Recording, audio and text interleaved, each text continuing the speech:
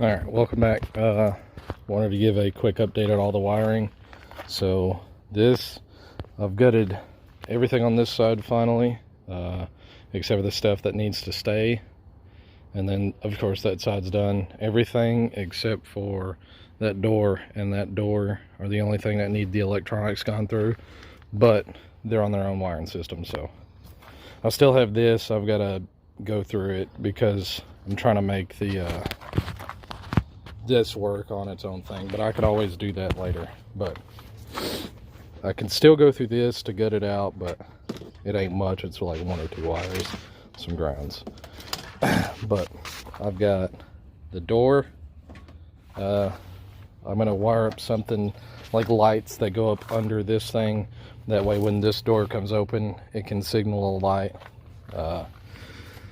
Few wires going forward. I've got this door done for the lock. It's plugged up. This is the other plug for this door, which will have like an LED strip under this thing right here. And this is a plug for this seat, mostly just for the heater switch.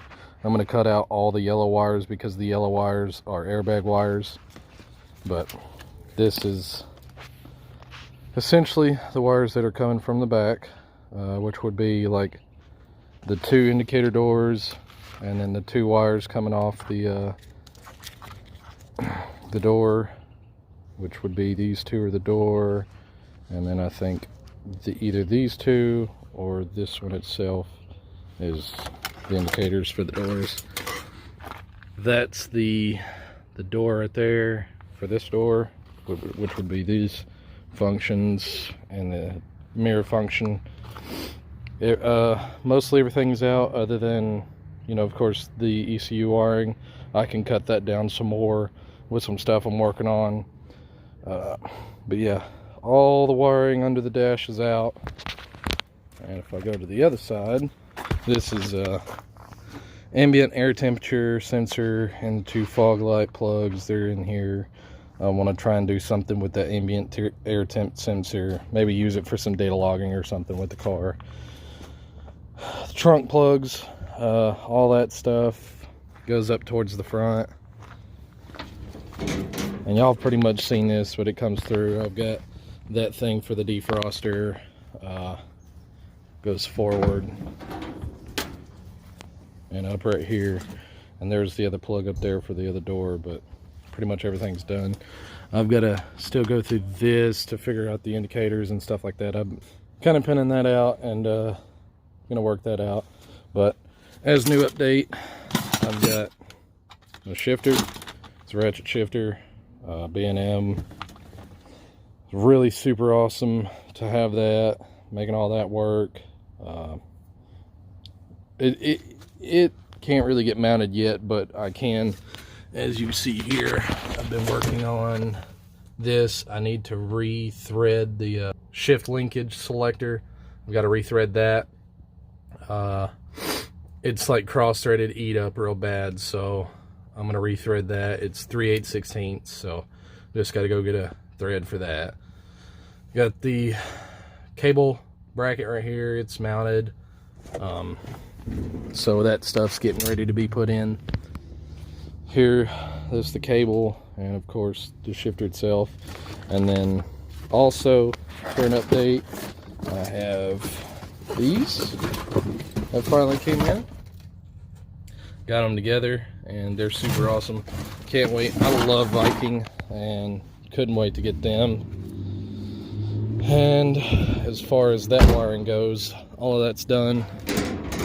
Here's the 4-link stuff. I haven't done a video on that because, to be honest, I didn't know what was what, so I didn't want to say the improper stuff. But we got the chromoly links, the shock bracket or shock mounts, the 4-link mounts. I believe they're all in this one box.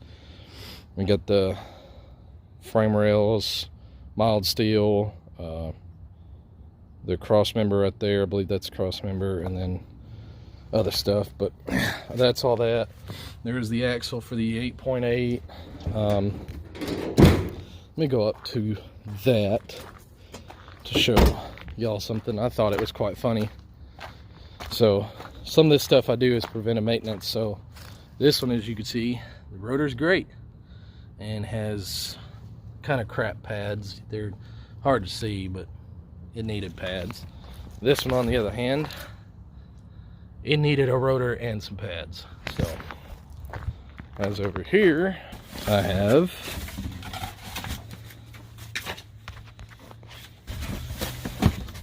new pads and some rotors. I got the coated black ones because they will help with rust. Rust won't look as bad for those who know about this or even don't know. So if you have the solid silver ones or whatever material that is, to me it's a silver coating. They tend to rust through the whole surface, whereas these will not rust in the center. They'll only rust on the outside. This is a great example. So you can see the inside is not rusted. Only what's being worn is rusting. But as far as everything goes, these are for the wipers. That's been gone through and I have those done. I have the alternator. That's another wire, this one that's looping around right here. That is finally done with the little resistor in it. I've gone through both headlights. There's the other plug wires. Pretty easy, but I mean, as far as all the wiring goes, it looks great without all that wiring mess. It's gonna go great. But yeah, here's a lot of the wiring that has been cut out. This is just some that was on the passenger side that I've cut out. There's loads more. I'll take this out here in a minute and lay it next to everything else that I've cut out. And this is everything. This is everything that was in the box. It's just a bunch of different wires and plugs. And then this is everything that was like inside the car and in the engine bay. This stuff was engine bay stuff. And this was all up under the dash, because you can see here, this is a dash one. But that's pretty much everything. I mean, that's a lot of wires. And I've had a lot of people ask why I was doing the LS swap. Well, it's right there. That's why. Just got these done, get the rotors on, pads on. All this, not this particular side, well, it does because the dust shield has to come off. All this is going to get cleaned up. We'll have to cut this side down. I've been looking it up, learning and stuff, and I think we'll wind up and cut it somewhere in here, 3 inches down. And of course, got this side done, and also got this as well, finally mounted. Well, not mounted, but done. Like, it's all hooked up down there. Got it re-threaded down there. Got it all mounted.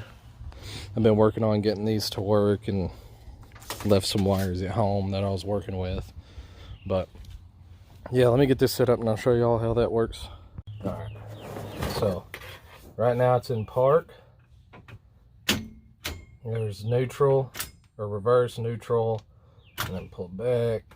There's first, second, third, neutral, reverse, park. And I'll show y'all how it works on this other thing here. Hopefully this won't fall doing this, but there's park, reverse, neutral, that's third, second, or no, first, the second's right there. It's kind of iffy. I'm still working on getting it adjusted, but that's first. So at the track it'd be like first, second, third, neutral, and then that forward, and then push it, and then you're at reverse and park. It's all pretty cool. I know it's crappy video getting, but I wanted to show you guys that. And almost forgot at the very last part. So since I'm in neutral, the way I can tell if the gear is correct, it can spin freely.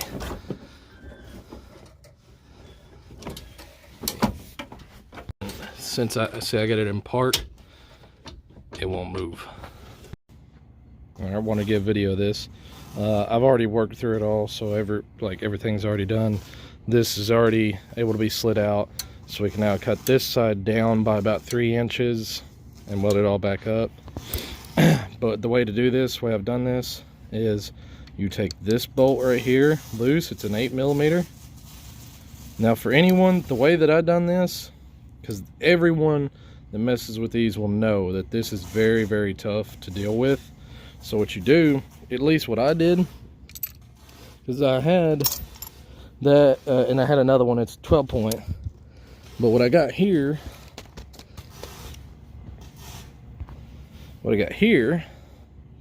is this.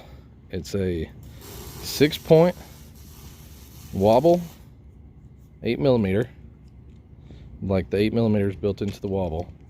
And what I did is I took it with this, because my impacts, I believe this is 1/2 inch drive, could be wrong. Let's see here. This is my impact setup, so, but I believe it's 1/2 inch drive. So I'd have it rotated down where I could get this on here, like this with the wobble. And then very lightly, with low torque, with this cobalt, I would hit it and then slowly apply pressure. And you can see here, like when I first started, I was tapping it with a hammer.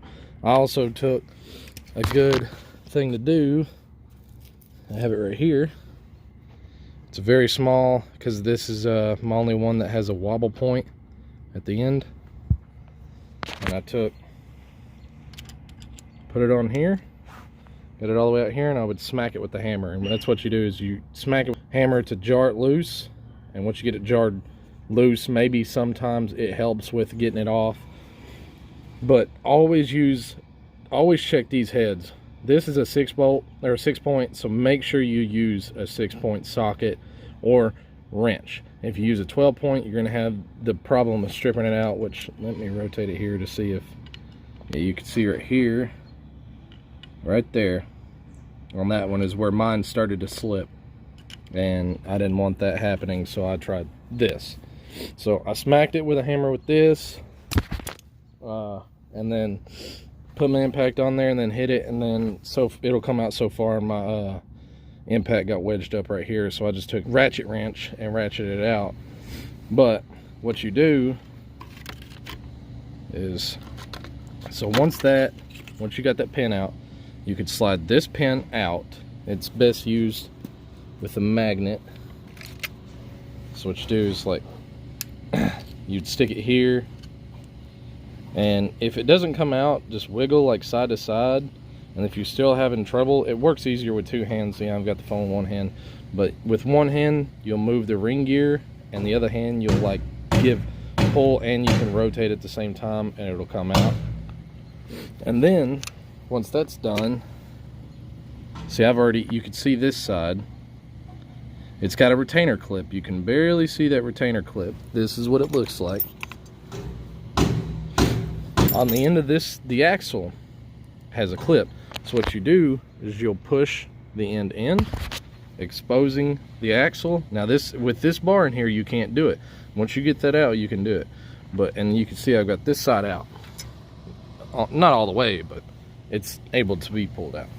So you pull that clip out, and the way I done it is I took my magnet, I stuck it at the bottom, because I don't like getting my stuff oily, but I stuck it at the bottom about midway through, and I took a flathead screwdriver, a flat blade, there it is, and I just took and like fished it around and just pried, like this, not really even prying, just pushing it, because it usually should come off pretty easily as long as it's good. Got that out, slid the axle out, and then as you can see, I've got the pin back in there, the retainer bolt for the pin, and I'm about to put the diff cover on. That's the finished product. That's the rear diff cover we got. And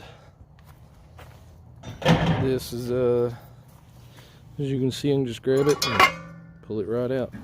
There was some brake shoes, but ain't nothing too serious. So go right in.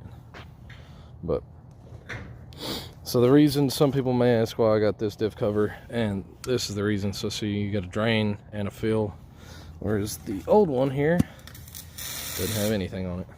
So